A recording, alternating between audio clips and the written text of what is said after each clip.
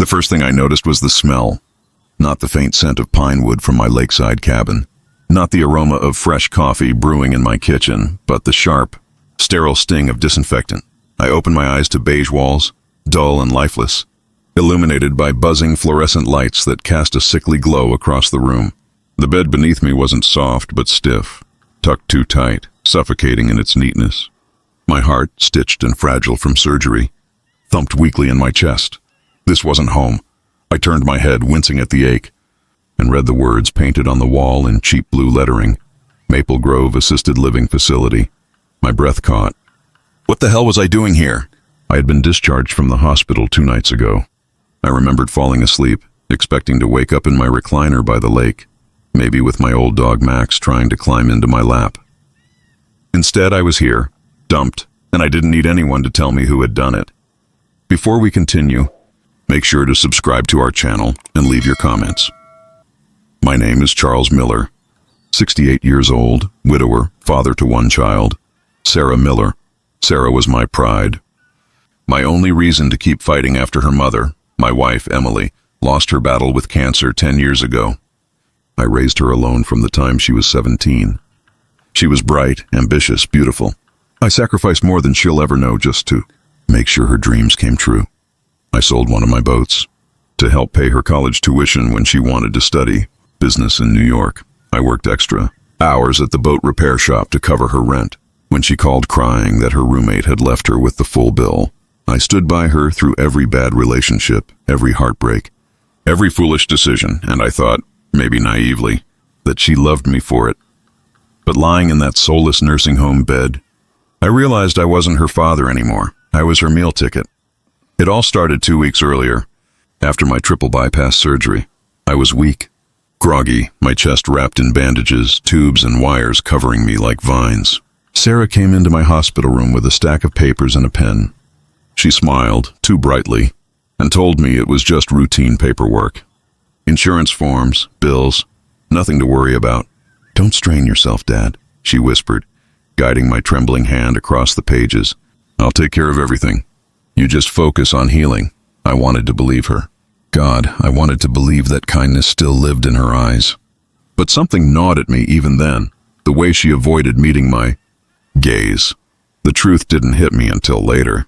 Those papers weren't medical forms. They were power of attorney documents. With one shaky signature, I had handed her control of everything, my bank accounts, my house, my medical decisions, even my future, and she wasted no time using it. The first thing Sarah did was put my lakeside property in Traverse City on the market. That home was everything to me. Emily and I had built it together, plank by plank, with our own hands. The deck where we drank coffee in the mornings, the dock where I taught Sarah to fish, the living room where Emily danced barefoot to old records. It wasn't just wood and glass. It was memory. It was love, and Sarah treated it like a pawn shop item. I overheard the nurses whispering about it before I even saw her again. His daughter's selling the house, big place on the lake, one of them said. Bet she makes a fortune. A fortune. That's all my life was to her now. On the 5th night in the nursing home, Sarah came. I knew it was her the moment I heard the clicking of her heels on the linoleum floor. Sharp, confident, entitled, she swept into the room wearing a designer dress that cost more than most of the staff made in a month. Her perfume filled the air, sweet but suffocating. "Dad," she said with a smile so rehearsed it made my stomach turn. "How are you feeling? They treating you well here?" I stared at her, unable to speak for a moment. My throat was dry, my chest tight. "You sold my home," I finally croaked. Her smile faltered for just a second, then returned even brighter. "I had to. You can't live there anymore. It's too much for you to handle. Besides, the market is hot right now. It was the smart thing to do." "The smart thing," I repeated bitterly. She leaned closer, her voice soft, almost mocking. "You should thank me, Dad. I'm saving you from yourself." I gripped the sheets so hard my knuckles turned white. Thank her for throwing me away, for ripping apart the last piece of my wife I still had. But I didn't yell. I didn't argue, because right then and there I made a silent vow. Sarah thinks she's won, but she doesn't know the truth. She doesn't know the real fortune isn't in her name, and when I get out of here she'll learn what betrayal really costs. That night the storm rolled in. Rain hammered the windows, Thunder rattled the walls. I couldn't sleep. My heart ached, not from the stitches but from rage. I thought about everything. About the trust I had in her. About Emily's voice warning me from beyond the grave. Don't spoil her too much, Charles. She'll take advantage. I hadn't listened, but as the storm raged outside, a spark lit inside me, because I remembered something Sarah didn't know. 5 years ago, after my first minor heart scare, I had gone to see an old friend in Detroit. His name was Michael Grant, a man I had known since Vietnam. Back then, he'd been the one to drag me out of bars, to stop me from drowning in whiskey when the nightmares got too bad. Later, he became a lawyer, one of the sharpest in Michigan. With Michael's help, I set up a trust fund. Not a small one either. Half of my assets, stocks, retirement accounts, even the deed to a second property I'd never told Sarah about, were placed into it. On paper, Sarah controlled my accounts and house. But the real fortune? The part of me that mattered? She couldn't touch it, not now. Not ever, unless I died. That was why she wanted me here. To rot. To wither away in silence, far from anyone who might tell me the truth. But I wasn't going to rot. Not yet. The days dragged by. Breakfast was gray oatmeal on a plastic tray. Lunch was overcooked pasta. Dinner tasted like cardboard. The halls echoed with coughs and cries, voices begging for visitors who never came. I saw myself in them. Forgotten. Disposable. But unlike them, I wasn't done. I started watching, listening. The staff weren't cruel, just overworked. The night nurse, Angela, was kind. Too kind for a place like this. She noticed I never touched my pudding cups. One night she slipped me an extra carton of milk and whispered, "You remind me of my dad." That was the first kindness I'd felt in weeks. And it gave me an idea, because if I wanted out, I couldn't do it alone. I needed an ally. While I waited, I learned more about what Sarah was doing on the outside. Angela sometimes scrolled through social media during her shift, and one night I asked her to look up my daughter. She hesitated, but eventually she did. The images burned into me like fire. Sarah at rooftop bars in Chicago, champagne glass in hand. Sarah on shopping trips in New York, carrying bags from Gucci and Prada. Sarah smiling on vacation in Miami, lounging on a yacht, all funded by the house she stole. By the money she drained from my accounts. By my sweat, my labor, my years of sacrifice. The betrayal cut deeper than any scalpel ever could. I spent every sleepless night forming a plan. Step 1. Get out of this prison. Step 2. Contact Michael. Step 3. Tear Sarah's empire apart piece by piece, until she was left with nothing but the shame of what she'd done. I didn't know how yet. My body was weak, my chest still healing, but I had something stronger than muscles. I had patience, and patience is the deadliest weapon of all. It was Angela who gave me the chance. One night, after checking my vitals, she leaned closer and whispered, "Mr. Miller, do you want me to call someone for you? Family, a friend?" For the first time in weeks, I felt hope stir in my chest. "Yes," I said hoarsely. "His name is Michael Grant. He's a lawyer in Detroit. Tell him Charles Miller needs him." Angela nodded, squeezing my hand gently, and in that moment, I knew the tide was turning. As I lay back in bed, listening to the rain ease outside, I closed my eyes and pictured Sarah. I saw her smug smile, her cold eyes, her champagne glass raised high as she celebrated her victory. She thought she had me cornered. She thought I was finished, but she had no idea what was coming, because I wasn't just going to take my life back, I was going to destroy hers.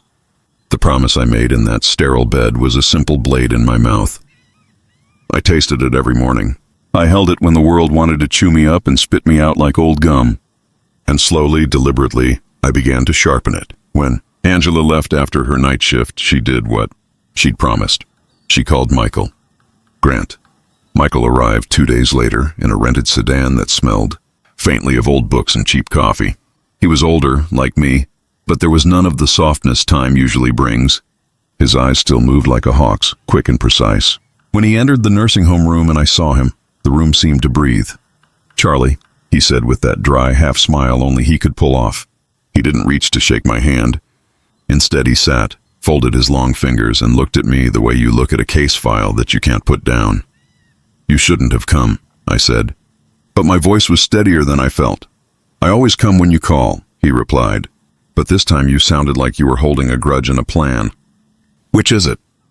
Both, I wanted to say. But instead, I let him read the pain in my face and the fury behind it. He listened, and he already knew half the story. Michael had seen greed before. He'd litigated families into starvation and watched children fight over ashes while the lawyers got fat. He didn't moralize.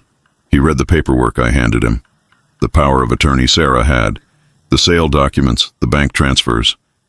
You were careful, he said at last. You split paper with bait. She took the bait. What does that mean? I asked. That power of attorney gives her control over day to day. But the trust, the one you put in escrow, the accounts in the alternate names, that's where the real assets sit. It's not just about signatures. It's about legal standing. Until you're declared incompetent or dead, she can't get everything. Not without someone proving fraud. But if she tries to access the trust directly, we can make her pay. He folded the pages and looked at me like he was deciding whether to accept a wager. Do you want this public? You'll make it public, I said. And when you do, I want the entire world to see what she did. Michael's lips curved. We'll make it surgical. Public enough to wound, precise enough not to bleed you dry. That night, Michael sat at the foot of my bed and asked me about the day the trust was set up. The lawyer's name, the passwords, the safe deposit boxes. He scribbled like a man possessed, and then he outlined what we would do. Revoke any immediate powers Sarah can use to move assets. We filed emergency motions with the Detroit court that same week. Michael argued an immediate injunction to freeze transfers from accounts that were obviously from the property sale.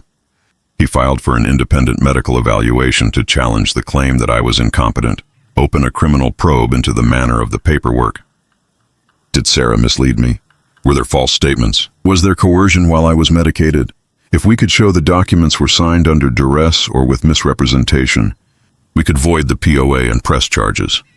Expose the sale publicly in a way that would make Sarah's creditors, lovers, and social circles step back. Sarah thrived on the illusion of control. Remove that illusion and she would panic. Michael set the legal gears in motion, and I set my own small engine of revenge. It started with whispers and small humiliations. No invasions, just the tightening of the noose. I wrote letters to old colleagues, letters that spoke not of money but of character. I called names of people who had once liked and trusted Sarah in business circles. I let loose details about the sale, the buyer's profile, the suspiciously low taxes declared, the offshore account the transfer went to. Michael had a way of making facts look sinister when painted with the right legal eyebrow. Sarah felt it. Her first misstep was a single late-night phone call I intercepted through a sympathetic staffer who kept my old cell phone charged. She was angry, not about the legal filings, but because a buyer on the lakeside property was getting cold feet. Something's off with the title, the buyer's agent said. It's flagged for something. Sarah hissed curses and promises into the receiver like a woman who had always gambled on certainty. Over the next 2 weeks, the freeze orders from Michael's filing started to bite. The bank put holds. The sale was stalled. Sarah's carefully timed purchases, jet tickets, designer bags, a deposit on a condo in Chicago, began to show up as unpaid. Social media posts that had once radiated effortless riches turned to short, brittle videos of forced laughter. She tried to pull strings. Calls to old college friends, texts to distant cousins, but those rooms closed. People who'd basked in her reflected glow found it easier to find excuses and move their names away from hers. Panic changed her face. Where once there was arrogance, now there was strain, small tremors beneath a painted smile. That's when she made her second mistake, trying to control the narrative, the television stations in Detroit like a scandal. A human interest story about an older man mercilessly wronged by his own child. It was catnip. Sarah, in her first live interview, played the dutiful daughter, a broken girl who did everything for the good of her father. She used the same lines she'd told the nurses. He's not safe alone, she told the reporter. Tears in her eyes, fake tears practiced in the mirror. She didn't expect Michael. Michael, who never did live TV or tame conversations, took a different route.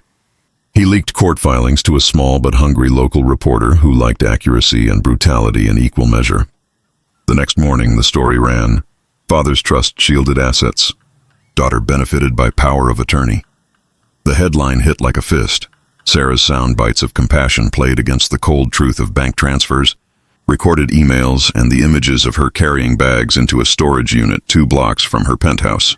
People aren't slow to judge when given 2 stories to choose between: pretty lies or ugly facts. Ugly facts tend to linger. The social rot accelerated. Neighbors who'd quietly admired a daughter's success now whispered that Sarah had taken advantage. A few of her boyfriend's connections called with thinly veiled threats. 2 small vendors who'd gotten big orders from Sarah's pop-up boutiques suddenly couldn't work with her anymore. One by one, her support system autopsied their friendship. She retaliated. I'll give her credit. She retaliated hard. Lawsuits of her own. Accusations of elder abuse. A series of nursing home inspections.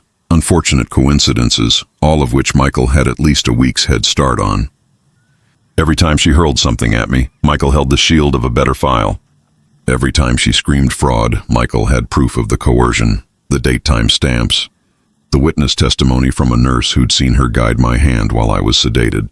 But the worst of it was not the legal filings or the frozen accounts. The worst was the silence from my daughter when she had to think. Once, when the camera lights were off, she texted someone a photo of me in bed with the single line, "He's so weak. He can't stop me now." That message, intercepted by a man who hated cruelty, got to me through a chain of favors and a nephew of a friend who was a tech kid and hated bullies. When I read her message, the essence of what she thought of me, something deeper than rage took hold. It was not enough to win in court. I wanted her reputation peeled back like old wallpaper until what was left was raw and unlovable, and so Michael planned the guillotine. The key was the trust. On paper, Sarah could not access it without my consent or death. But there are ways to make someone kneel, to force their hand. Michael found a statute in Michigan law that allowed family members to petition for emergency account access in cases where assets are necessary for a dependent's welfare. If Sarah could prove the money was needed to secure my care or to pay my medical bills, she could try to access portions. But to do that, she had to present documents and testimony on the record. Michael filed motion after motion showing that the trusts had been intentionally structured to protect me from predatory children, and that any attempt to pierce them required criminal oversight. Then we did the theatrical thing. Michael and I arranged an appearance, the kind of public display the press eats up. He secured an interview at a local television station where he explained the legal architecture and, without naming names, presented the evidence. Bank transfers routed through a shell LLC, credit card charges to luxury retailers, a transfer to a safety deposit box, traceable to a storage facility Sarah rented in secret. The camera panned to a clip they'd found from a security camera outside the storage facility. Sarah carrying a set of boxes, the logo from my family's boat shop faintly visible on a carton. That clip, broadcast widely, paired perfectly with social media screenshots of her champagne photos. It was an image that left little room for the sympathetic daughter narrative. She was cornered, and cornered animals bite. What Sarah did next, I still had trouble swallowing. She hired a fixer, someone with more muscle than sense. He was a man with a leather jacket and the kind of watch that suggests you always pay cash. On a humid Sunday, I watched him at a distance as he spoke to the nursing home manager in the little garden near the facility. He offered envelopes and threats. The manager, a woman whose patience I admired, refused. The man left in a black SUV, and that night something in the facility happened that made the corridors hum. An inspection, a minor administrative violation turned into a full-blown compliance audit. Angela was furious. She told me later that the man had been rude, that he'd left an impression of danger in the nurses' lounge. But the manager stood firm. Michael had already anticipated this. The inspector found nothing criminal, just the kind of sloppiness endemic to an overburdened care home. The worst that happened was reputational and bureaucratic. The manager got a reprimand. The fixer's threat was documented and ended in a police note. The arms that Sarah tried to wrap around influence had reached the wrong people. Her last, desperate move was both brutal and stupid. She told the press she had a new will ready. A dramatic vow. A promise that when I was declared incompetent, she would be my guardian, my executor, my everything. She posted a video standing in front of the house, and the house I had raised her in, telling a camera that the sacrifices she'd made were for me. The video was meant to be the coup de grace, a last plea for sympathy. The video backfired. In it, half hidden by the frame, was a small glint of a safe. The TV station got a freeze frame and enhanced the image. Under Michael's direction, we had the frame analyzed. It showed the safe's brand and location, a safe that matched the model registered to a storage facility under a shell company. The footage was the breadcrumb we needed to get a warrant. When the warrant was executed 2 days later, officers opened the safe. Inside were boxes, jewelry with my wife's initials, letters, and the original trust documents. They also found items that showed Sarah had been rerouting funds into an account tied to another name. The name of a woman who'd recently been seen on Sarah's social feeds. A woman with no claim to my life except a shared appetite for status. That discovery shifted the narrative. No longer was this a story of a daughter who'd made a mistake. Now it looked cold and calculated, a conspiracy to steal, hide, and launder family assets. The public reaction was swift and brutal. The newspapers that had once run puff pieces about a single mother turned to investigative features. Friends who'd once praised Sarah's hustle started to distance themselves. Sponsors canceled. The condo deposit was returned. The boutique shipments stopped arriving because the payment accounts were frozen. Even the unsecured creditors came calling with threats and subpoenas. With every legal victory came a personal victory. Letters from people I'd trusted came back with apologies. A neighbor I hadn't spoken to in 20 years brought donations, small checks and casseroles, and forgiveness. People I'd once angered in business extended hands. For the first time since Emily's funeral, I felt the world tilt back toward me, but the legal endgame was not yet over. Sarah's legal team tried a countersuit, claiming undue influence, elder abuse, and defamation. We answered with the cold paperwork. Timestamps, medical records showing I'd been drugged when that signature was taken, testimony from nurses about the coercion. Michael was a master at choosing what to show and what to hold. He baited her to cry on camera. He baited her to confront me in public so that her words could become evidence. That confrontation happened on a hot Sunday afternoon in the county courthouse plaza. She came with a posse. A man who looked like a boyfriend, a lawyer with a shaky chin, 2 women who smiled like scorpions. She walked straight to me as if to strike, her face flushed with indignation and fear. "You ruined my life," she shouted so that everyone around could hear. "You put your son—" She stopped, her voice cracked. "You put your father in a home for your own entertainment. You wanted to keep his money." She spat the words as if trying to puncture the air between us. Everyone went quiet. It was an audience I could feel. Cameras moved like schools of fish. I looked at her and felt the old father instincts. To protect. To forgive. Slither away into something colder. "I did what any father would do to teach a child the value of decency," I said, my voice low but steady. "You think money is life? I think character is. You had access to what you needed, but you chose greed." Her face was a mask of fury. "You'll pay for this," she hissed. "You think a few news stories will save you." I smiled then, not because I enjoyed her pain, but because the smile felt like a scalpel cutting the last thread of her certainty. "No," I said quietly. "I don't think." "I know." The judge, who had seen more collapses of family than he needed, called for calm. But the damage to Sarah's standing was already done. People who had once been quietly willing to help now whispered that the daughter who steals from her father was not to be trusted. In the end, the courts ruled relatively quickly. The power of attorney was revoked. The sale was voided on the grounds of misrepresentation and undue influence. The trust remained intact because it was properly funded years before and properly recorded. But we didn't seek to humiliate her just with law. The criminal investigation continued. For forging signatures and attempting to misappropriate assets, charges were recommended. The prosecutor liked the optics. A greedy child stepping on an ailing father. No jury would resist. Sarah's downfall was not cinematic in the way novels portray it. There were no gavel-slamming trumpets, no huge check handed back at an airport. Her empire unraveled like a sweater caught on a nail. Shop by shop, friend by friend, the threads unwound. Her lover, embarrassed and cold, left her. Her creditors got their letters. A few charities that had once accepted donations with her name quietly removed her from donor walls. The boutique closed. Even the social hubs that had given her attention stopped. I got my house back. It was returned with a note, pending litigation. The buyer, a local couple who'd wanted the place for their retirement, walked away after the title clouded. The dock was the same. The porch swing still creaked. Max, my old dog, who had been living with a neighbor, leapt into my arms the day I crossed the threshold.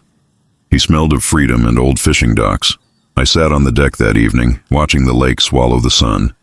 The world smelled like pine and water and the faint undertow of diesel from boats that lined the harbor. I felt something I hadn't felt in years, the heavy, solid sense of being at peace. But peace is a tricky animal. It's not a place where revenge ends. It's the place where revenge finally lets you rest. Sarah moved away. She took a job at a company that bought into small boutiques and tried to rebrand her image. But the court records and the news pieces followed her like a stain. Employers were wary. Friends were wary. Love was wary. Her last attempt to claw back any dignity was to send a letter to the editor of the local paper. A brief apology framed as admission. "I let greed cloud my judgment," it read. "I acted out of fear and shame. I am sorry." It was the kind of statement that people either accepted as genuine or viewed as legal fiction. I chose to accept it. Not because she deserved it, but because I wanted the burden to end. At the end, when the prosecutor dropped the most serious charges as part of a plea bargain, she accepted a deferred sentence and restitution obligations. What remained was smaller but brutal, a guilty conscience, a reputation in pieces, and the knowledge that she would never fully recover the trust she had broken. I kept my promise. Not only did I stop her from taking my last years, but I made sure she would never again weaponize my love for her. In the months that followed, I restored the parts of my life she had tried to extinguish. I reopened the boat shop with a younger partner I trusted. I started visiting the nursing home not as a patient, but as a volunteer, bringing pie and stories to men and women who had known the sting of being forgotten. On a cold afternoon, months after the legal storm had subsided, Sarah sent a final message. No apologies, no begging, just a photograph. It was of her standing in the rain, hair plastered to her face, mascara running. The caption read 2 words. "I'm sorry. I didn't answer." Forgiveness is a gift you give because it frees you, not because the other person earned it. I had the power to forgive, and in time I did. But forgiveness doesn't erase the lessons. It only allows you to walk away without carrying the dead weight of revenge for the rest of your days. That night I sat on my porch and watched the lake swallow the last light. Max snored at my feet. The world felt big and small at once. The boat shop was humming again. The neighbors smiled. And Angela stopped by with a casserole and a grin. Michael called to remind me of trivial court matters and to ask whether I'd be interested in looking at a new investment. He laughed when I said only if it didn't involve family members. I had regained what she thought she stole. I had taken back not just property but dignity. More importantly, I had remade myself into a kind of man I could live with. Not perfect, but honest. The sting of betrayal had left scars, but it also left clarity, that love without boundaries becomes an invitation to theft. Sarah would live with what she had done. I would live with what I had reclaimed. And as the stars blinked one by one over the water, I felt the peace that comes from right actions, not vengeance. The final note of this story isn't retribution. It's accountability, and there's more satisfaction in accountability than in revenge. Because accountability shows the world the cost of what you did. Revenge simply teaches you what pain feels like. The lake went quiet. The boats rocked gently at their moorings. I breathed in and out, then reached for a fishing rod I hadn't used in years. The line cut the water like a knife. For the first time in a long time, I was free to fish. If you liked my story, please like the video, subscribe to our channel, and share it with as many people as possible. Thanks for watching.